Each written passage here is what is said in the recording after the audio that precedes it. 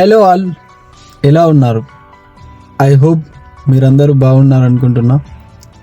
ఈరోజు ఒక interesting topic తోటి మళ్ళీ వచ్చాను.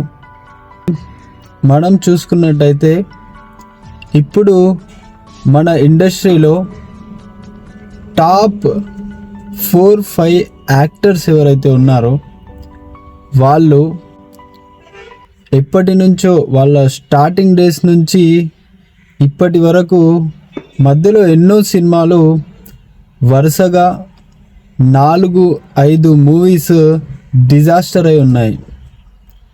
అయినా వాళ్ళు ఆగకుండా మూవీస్ తీస్తూనే వచ్చారు.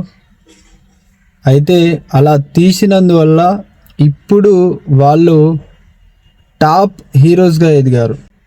సో దీనికి సంబంధించిందే ఈరోజు టాపిక్ వచ్చేసి గేమ్ ఆఫ్ పర్ఫెక్షన్. ఇది నాకే కాదు, మీ అందరికీ మరియు ప్రతి మనిషికి యూజ్ అయ్యే టాపిక్ గేమ్ ఆఫ్ పర్ఫెక్షన్.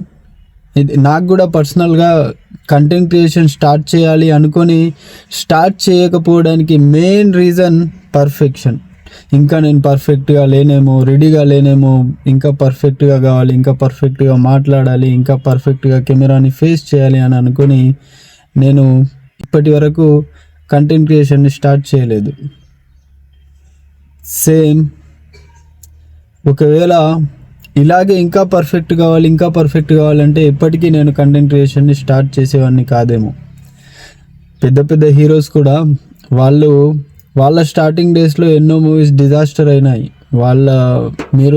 వాళ్ళ స్టార్టింగ్ డేస్లో ఉన్న మూవీస్ని ఇప్పుడు వాళ్ళు టాప్ హీరోస్గా ఎదిగిన తర్వాత ఉన్న మూవీస్ని చూస్తే వాళ్ళ ఎక్స్ప్రెషన్స్లో, వాళ్ళ బాడీ లాంగ్వేజ్లో ఎంతో తేడా ఉంటుంది. సేమ్ అలాగే మనం కూడా ఏదన్నా స్టార్ట్ చేయాలి అనుకుంటే, లైఫ్లో ఏదన్నా సాధించాలి అనుకుంటే ఇప్పటి నుంచే స్టార్ట్ చేద్దాం. చేస్తూ ఉంటే పర్ఫెక్షన్ ఆటోమేటిక్గా వస్తుంది. ఈ పర్ఫెక్షన్ అనేది వచ్చిన తర్వాత చేస్తామని దానివల్ల రాదు. మనం ఏం చేయాలనుకుంటున్నామో చేస్తూ ఉంటే పర్ఫెక్షన్ వస్తుంది. సో మన పని మనం ఏం చేయాలనుకుంటున్నామో తొందరగా స్టార్ట్ చేద్దాం. చేస్తూ ఉంటే అందులోని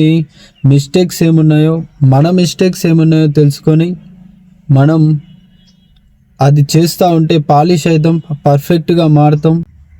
అందరం అలా పర్ఫెక్ట్గా మారి వాళ్ళు అనుకున్న విజయాలు సాధించాలని కోరుకుంటున్నా. Thank you very much.